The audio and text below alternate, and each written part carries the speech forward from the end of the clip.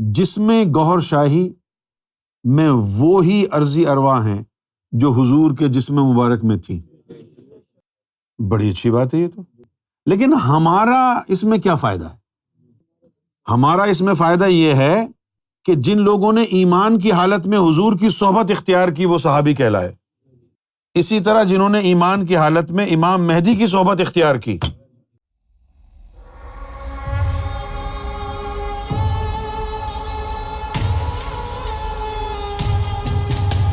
جس میں گوہر شاہی میں وہی ارضی ارواح ہیں جو حضور کے جسم مبارک میں تھیں۔ بڑی اچھی بات ہے یہ تو، لیکن ہمارا اس میں کیا فائدہ ہے؟ ہمارا اس میں فائدہ یہ ہے کہ جن لوگوں نے ایمان کی حالت میں حضور کی صحبت اختیار کی وہ صحابی کہلائے، اسی طرح جنہوں نے ایمان کی حالت میں امام مہدی کی صحبت اختیار کی وہ بھی صحابیت کے درجے تک پہنچ گئے، کیونکہ یہ وہی ارضی ارواح ہیں جن کی صحبت سے عام لوگ صحابی بنے تھے۔ تو امام مہدی علیہ الصلوۃ والسلام کی صحبت میں بیٹھنے والے بھی کم سے کم ان کا درجہ صحابی رسول جیسا ہوگا، کیوں نہ ہو؟ پوچھئے بھئی، حدیثوں میں لکھا ہوا ہے نام محمد، والدین کا نام بھی وہی، شکل و صورت بھی وہی، کردار بھی وہی، سب کچھ وہی، تو ان کے پاس بیٹھنے والے صحابہ جیسے کیوں نہیں ہوں گے؟ اور ایک دفعہ صحابہ اکرام نے پوچھا یا رسول اللہ صلی اللہ علیہ وسلم، یہ امام مہدی علیہ الصلوۃ والسلام کے جو ماننے والے ہوں گے ان کے بارے میں بتائیں، کیسا ایمان ہوگا ان کا؟ تو آپ صلی اللہ علیہ وسلم نے فرمایا کہ میرے جو صحابہ ہیں ان میں جو افضل ترین جس کا ایمان ہے، امام مہدی کے ماننے والوں میں جو نچلے درجے کا ایمان والا ہوگا اس کا ایمان بھی میرے افضل ترین سے افضل ہوگا۔ یہ اچھی خبر ہے نا؟ اس طرح کی خبروں کو قرآن کیا کہتا ہے؟ مبشرات۔ یہ حضور صلی اللہ علیہ وسلم کی ایک صفت بھی ہے، بشیرن، آیا نا قرآن مجید میں، بشیرہ و نذیرہ۔ نذیر اس کو کہتے ہیں جو خبردار کرنے والا ہو، دیکھو بھئی یہاں نہیں جانا۔ مولویوں نے اس کا ترجمہ کیا ہے ڈرانے والا، ڈرانے والا نہیں ہے۔ نذیر کا مطلب ہے خبردار کرنے والا، کہ دیکھو یہ کرو گے تو یہ ہوگا، وارننگ۔ اب یہ سرکار گوہر شاہی کی صحبت کا ثمر یہ ہو گیا کہ حضور صلی اللہ علیہ وسلم کے دور میں پیدا نہ ہونے کے باوجود بھی ہم انہی ارضی ارواح کی صحبت میں بیٹھے ہیں جن کی صحبت میں مولا علی بیٹھتے تھے، ابو بکر صدیق رضی اللہ تعالیٰ عنہ بیٹھتے تھے، عثمان غنی بیٹھتے تھے، سلمان فارسی بیٹھتے تھے، ابو ذر غفاری بیٹھتے تھے۔ کتنی خوش قسمتی ہے ہماری۔ اور پھر حضور صلی اللہ علیہ وآلہ وسلم کے دور میں 9 صحابہ کو اس میں ذات ملا تھا۔ اخلاق بھائی آپ نے کتنے لوگوں کو ذکر دیا ہے؟ اخلاق صاحب نے 5000 سے زیادہ لوگوں کو اس میں ذات کا ذکر دیا۔ امجد بھائی آپ نے کتنا دیا ہوگا بتائیے؟ امجد بھائی نے 20,000 سے زیادہ لوگوں کو اس میں ذات کا ذکر دیا ہے۔ ظاہر بھائی آپ نے 5000 کے قریب ظاہر شاہ نے ذکر دیا ہے۔ مجھے یاد ہے، بہت پرانی بات ہے، بہت زیادہ پرانی، یعنی یوں سمجھ لیں آپ کہ یہ شاید بات ہوگی 1986 کی۔ 1986 کو تو 35 سال ہو گئے۔ تو ان دنوں سرکار کی ریش مبارک جو تھی بالکل سیاہ تھی، اور سرکار پنجاب کے دورے پہ چلے گئے۔ اور مجھے یاد ہے کہ جب پنجاب کے دورے سے واپس آئے نا، مہینہ ڈیڑھ بعد، تو آدھی ریش مبارک سفید تھی، بلکہ آدھی سے بھی زیادہ۔ تو اس وقت جو ہے جب دوبارہ کراچی تشریف لائے، کوئی مولوی آیا تھا، تو اس نے کہا کہ آپ کی تعلیم بہت اچھی ہے، لیکن میں نے آپ کے بارے میں پہلے سنا نہیں، مجھے تو بس ایسے ہی کسی نے بتا دیا تو میں آ گیا۔ تو اس کے جواب میں سرکار نے فرمایا کہ اللہ کہتا ہے کہ اس دور کا بدقسمت ترین آدمی وہ ہے جو اس دور میں پیدا ہو اور وہ ہم کو نہ جانے، اس دور میں پیدا ہو اور ہمیں نہ جانے۔ پھر فرمایا اس سے بھی بڑا بدقسمت وہ ہے جو یہاں پر بیٹھا ہے ہمارے سامنے، پھر بھی ہمیں نہیں جانتا، ہمارے سامنے بیٹھا ہے پھر بھی ہمیں نہیں جانتا۔ تھوڑی دیر کے بعد ایک اور، اس وقت مولوی بھی آ جاتے تھے ادھر ادھر سے اٹھ کے، تو ایک ہری پگڑی والا آیا تھا، تو وہ شکایت کرنے لگا کہ سرکار آپ کا جو فلاں ماننے والا ہے نا، یہ لوگ جو ہے ان کی داڑھی نہیں ہے، یہ نماز نہیں پڑھتے ہیں، تو اس پر کچھ ارشاد فرمائیں۔ اس کے اوپر جو سرکار نے ارشاد جو بات فرمائی وہ تو بڑی ان ایکسپیکٹڈ تھی۔ سرکار نے فرمایا اچھا؟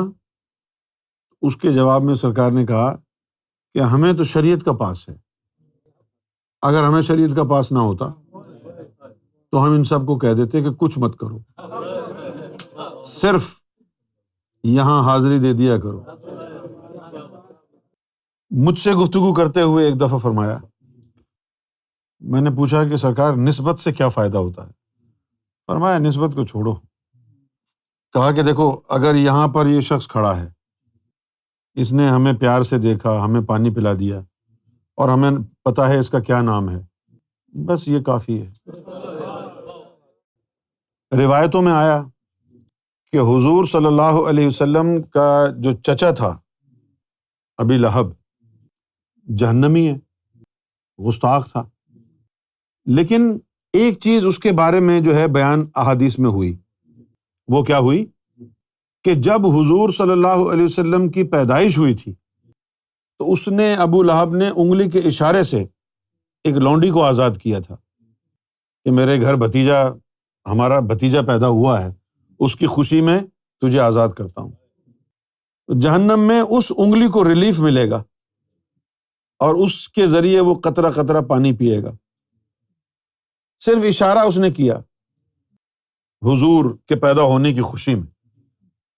تو اگر سرکار گوہر شاہی کو کوئی پانی پلا دیتا ہے یا پیار سے دیکھ لیتا ہے، آپ کو معلوم ہے نا مولا علی کے بارے میں ابو بکر صدیق رضی اللہ تعالی عنہ نے کیا فرمایا؟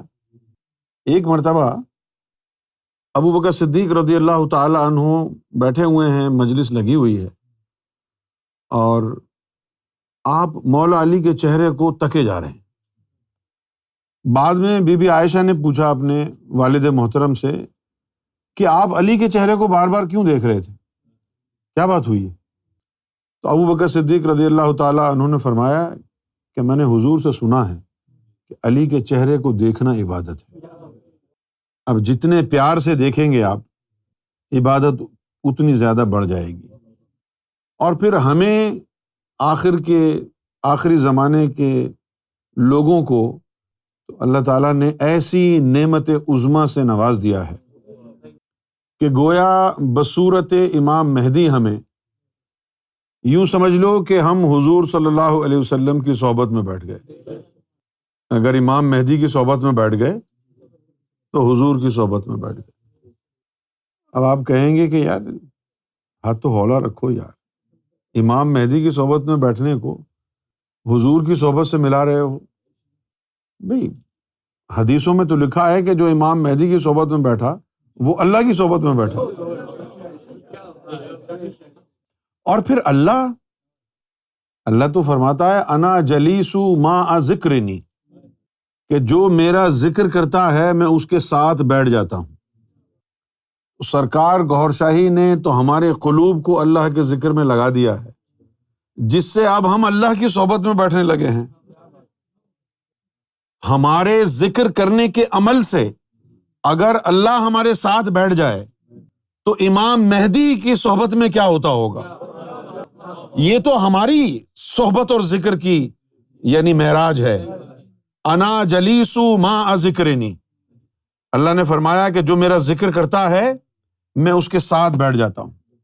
حضور نے پوچھا کہ اے اللہ تو کہاں ہوتا ہے جب تو آ کے بیٹھتا ہے؟ تو اللہ تعالیٰ نے فرمایا کہ جب میرا بندہ اپنے ان دو ہونٹوں سے نام لیتا ہے تو میں اس کے ان دو ہونٹوں کے بیچ میں ہوتا ہوں۔ ہمارا ذکر الہی باطنی مدد کے ساتھ جو ہوتا ہے اس کا نتیجہ یہ نکلتا ہے کہ اللہ ہمارے ساتھ آ کے بیٹھ جاتا ہے۔ اب ذرا سوچیں کہ امام مہدی کا اللہ سے کیا تعلق ہوتا ہوگا، تو ان کی صحبت میں کون نہیں ہوگا۔ لہٰذا امام مہدی علیہ الصلوۃ والسلام کی صحبت میں بیٹھنا حضور کی صحبت میں بیٹھنا ہے، اللہ کی صحبت میں بیٹھنا۔ اور پھر مولانا روم نے بھی اسی طرح کی بات مرشد کے لیے کہی ہے۔ امام مہدی تو بہت دور ہے، امام مہدی کی تو شان نرالی ہے، تو مرشد کے لیے انہوں نے کہا چوں تو ذات پیر را کردی قبول، ہم خدا ذاتش و آمد ہم رسول۔ اگر تو نے اپنے مرشد کو صحیح طریقے سے مان لیا ہے، اللہ اور رسول اسی میں آ جاتے ہیں۔